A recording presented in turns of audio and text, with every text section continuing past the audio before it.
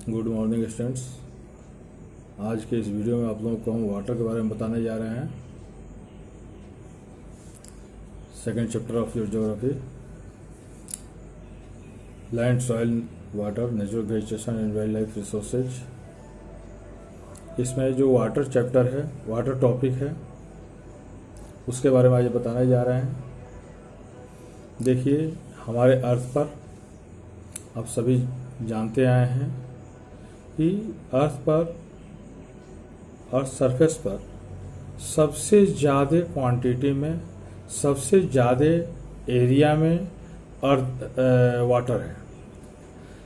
3/4 of the earth surface is covered with water. लगभग 3/4 surface, लगभग 3/4 यानी 4 पार्ट में से 3 पार्ट 70%, 71% लगभग जो पार्ट है वह वाटर से कवर्ड है। केवल 29% जो पार्ट है वह लैंड एरिया है। यानी इस तरह से हम कह सकते हैं कि इस पर वाटर की केपेबिलिटी बहुत ज़्यादा है, और यही वजह है कि इसको हम लोग वाटर प्लैनेट भी कहते हैं। इसको वाटर प्लैनेट कहा जाता है इसलिए कि इस पर वाटर की एरिया, वाटर कवर्ड एरिया ज़्यादा है। ऐसी उम्मीद की जाती है कि लगभग 3.5 बिलियन ईयर्स एगो जो हमारे अर्थ पर लाइफ स्टार्ट हुआ, बिगेन हुआ, वह वाटर पार्ट से ही हुआ, और आज यहाँ तक हम पहुँचे हुए हैं। यहाँ पर rich variety of plants, animals life दोनों है। ओशियन वाटर जो होता है वह सलाइन होता है, लेकिन not fit for human consumption. वो हम लोगों के कंजम्पशन के लिए, हमारी यूज के लिए वह फिट नहीं होता है, ठीक ठाक नहीं होता है। और यही वजह है कि हमारे अर्थ पर इतना सारा पार्ट वाटर होने के बावजूद हम लोग के यहाँ इंडिया में या दूसरे वर्ल्ड में कहिए, पूरे वर्ल्ड में वाटर स्कार्सिटी होता है। केवल हमारे अर्थ पर fresh water account for only about 2.7%। हमारे अर्थ पर केवल 2.7% पानी जो है वहीं फ्रेश वाटर है, और उस 2.7 में से भी जो 70% जो पार्ट है वह आइस शीट के रूप में, ग्लेशियर के रूप में वह है, जो ड्रिंकेबल नहीं है और ह्यूमन के लिए एसेसिएबल नहीं है। Only 1% of fresh water is available and fit for human use.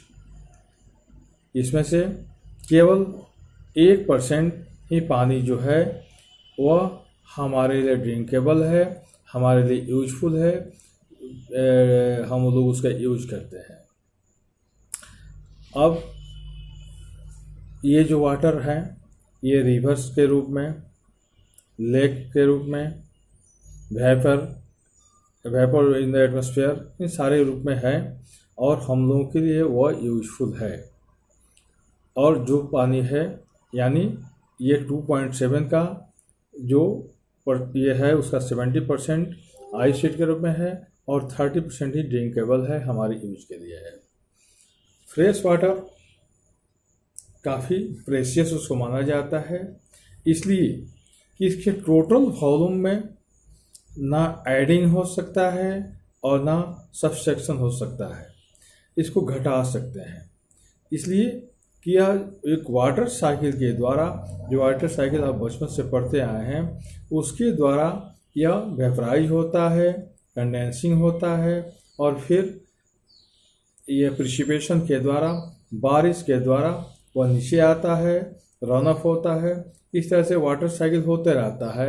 यह एक रिन्यूएबल सोर्सेज है, लेकिन इसका जो टोटल वॉल्यूम है वह, उसमें ना हम ऐड कर सकते हैं ना उसको सब्सट्रैक्ट कर सकते हैं। इस तरह से हम कह सकते हैं कि वाटर जो है काफ़ी प्रेशियस है, और इसको कंजर्व करना चाहिए। आप लोगों को शायद जानकर आश्चर्य होगा कि हम लोग के यहाँ An average urban Indian uses about 135 liters of water every day. एक इंडियन व्यक्ति प्रतिदिन एवरेज निकाला गया है सभी लोगों को मिला करके, तो एक जो इंडियन पर्सन है, अर्बन इंडियन शहरी लोग, वे 135 लीटर्स पर डे यूज करते हैं। उसमें सब बाथिंग, ड्रिंकिंग सब कुछ है, वॉशिंग एक्सेट्रा। तो इस तरह से हम लोगों को वाटर को कंजर्व करना चाहिए। Water for agriculture, industry, generating electricity through reservoirs of the dam, ये सारे कामों में लिए जाते हैं। अब जो इंक्रीजिंग पॉपुलेशन है, और इंक्रीजिंग पॉपुलेशन की वजह से जो राइजिंग डिमांड है, rising demand of for foods, crops, cash crops, increasing urbanization, इन सारी वजह से वाटर का शॉर्टेज होते जा रहा है, और वाटर का शॉर्टेज होते जा रहा है। और यही वजह है कि वाटर स्कार्सिटी में हम लोग के साथ बढ़ते जा रहा है। इस तरह से वाटर को कंजर्व करना जरूरी है। अब हम पढ़ रहे हैं प्रॉब्लम्स ऑफ वाटर अवेलेबिलिटी। तो देखिए, there is scarcity of water in many regions of the world. पूरे वर्ल्ड में, अभी बता चुके हैं आप लोगों को हम कि पूरे वर्ल्ड में, वह अफ्रीका हो, West Asia, South Asia, parts of western USA, हर जगह वाटर स्कार्सिटी है ही। यहाँ तक कि जो क्लाइमेटिक जोन में जो कंट्री है, वहाँ भी वाटर स्कार्सिटी है। ड्रॉट्स आते रहते हैं, अक्सर ड्रॉट्स को फेस करना पड़ता है, सूखा को फेस करना पड़ता है। दस वाटर शॉर्टेज में भी consequence of variation in seasonal or annual precipitation or the scarcity is caused by over exploitation। ये जो वाटर की कमी है या जो एनुअल प्रिसिपिटेशन में जो कमी आई है, उसका कारण है ओवर एक्सप्लॉइटेशन या कंटेमिनेशन, जो उसको प्रदूषित कर देते हैं या उसका बहुत ज़्यादा जो शोषण करते हैं, दोहन करते हैं। ये सब कारण है वाटर स्कार्सिटी का या वाटर अवेलेबिलिटी की कमी होने का। तो अब वाटर कंजर्विंग के द्वारा हम इसको रोक सकते हैं। तो access to clean and adequate water source is major problem facing in the world today. आज पूरे वर्ल्ड में एडुकेट वाटर, प्रचुर मात्रा में पानी के लिए पहुंच पाना, यह एक बहुत बड़ा प्रॉब्लम हो गया है। इसलिए इसके लिए कुछ कंजर्वेशन मेथड हम लोगों को फॉलो करना चाहिए। जबकि सभी जानते हैं कि यह रिन्यूएबल रिसोर्सेज है, लेकिन इसका जो ओवर यूज है, और या हम लोग इसको जो पॉल्यूट कर देते हैं, इसके वजह से अनफिट या हम लोगों के लिए अनफिट फॉर वाटर यूज हो जाता है, हमारे यूज लायक नहीं रह जाता है। Discharges of untreated or partially treated sewage, agriculture, chemicals and industrial effluents, जो इंडस्ट्रियों के द्वारा जो गंदा निकलता है, जो हम अनट्रीटेड वाटर को डिस्चार्ज करते हैं, बेकार बहा देते हैं, या पार्सली ट्रीटेड स्वेज जिसको हम बहुत कम यूज किए हैं और उसको बेकार बहा रहे हैं, ये सब मेजर कंटेमिनेंट्स, ये सब जो मेजर प्रॉब्लम्स है हमारे वाटर स्कार्सिटी का।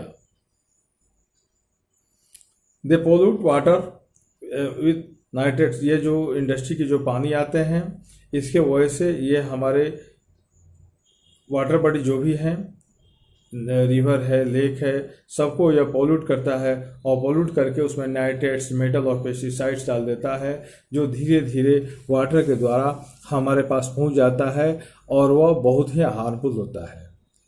उसमें से most of this chemicals being non biodegradable, जो अधिकांश केमिकल उसमें ऐसे होते हैं जो नॉन बायोडिग्रेडेबल होते हैं, जो कभी सड़ने योग्य नहीं होते हैं। Water pollution can be controlled by treating this influents suitably before the releasing them in the water body। इस वाटर पोल्यूशन को रोका जा सकता है, उस पर कंट्रोल किया जा सकता है जब उसके इन्फ्लुएंट्स को, उसके गंदगी को सुटेबली अच्छे ढंग से हम रिलीज करें, उसके गंदगी को कम करके उसको रिलीज करें वाटर बॉडी में, नदियों में, लेक में, तब जाकर के इसको वाटर पोल्यूशन को रोका जा सकता है।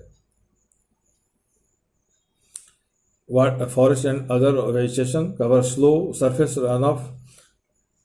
ये जो फॉरेस्ट हैं, जो दूसरे वेजिटेशन है, जो हमारे वाटर फ्लो को वे स्लो करते हैं, उसके रन ऑफ को कम करते हैं, या कम करने की वजह से वो अंडरग्राउंड वाटर में चला जाता है, हमारे ये अर्थ सरफेस के द्वारा उसको ऑब्जर्व कर लिया जाता है। तो इसके लिए पेड़ पौधे लगाना, वेजिटेशन करना बहुत जरूरी है। वाटर हार्वेस्टिंग की another method to save surface runoff. ये वाटर हार्वेस्टिंग, अब वाटर हार्वेस्टिंग समझ लीजिए पहले वाटर हार्वेस्टिंग क्या है। तो यह वह प्रोसेस है जिसके द्वारा जो रेन वाटर है उसको कलेक्ट करके किसी रिजर्वर में रखा जाता है, और हमारे घरों के छत पर पानी, रेन वाटर जो होते हैं उसको कलेक्ट करके किसी रिजर्वर में रखते हैं, और उसको फिर आवश्यकता पड़ने पर उसको हम यूज करें। इसको बोलते हैं वाटर हार्वेस्टिंग। तो इसके द्वारा हम लोग वाटर के कंजर्वेशन कर सकते हैं, या स्प्रिंकलर जो है, स्प्रिंकलर इरिगेशन जो छिड़काव करके जो खेती की जाती है, या डीप इरिगेशन, उसके द्वारा हम वाटर कंजर्वेशन को कर सकते हैं। इस तरह से हम कहेंगे the valuable water resources can therefore be conserved by adopting this means of conservation. इस तरह से हम कह सकते हैं कि यह वाटर जो है एक वैल्यूएबल रिसोर्सेज है और इसको कंजर्व करनी चाहिए, इन सारे मेथड्स को फॉलो करके, अपना करके। अब हम पढ़ने जा रहे हैं natural vegetation and wild life next video में।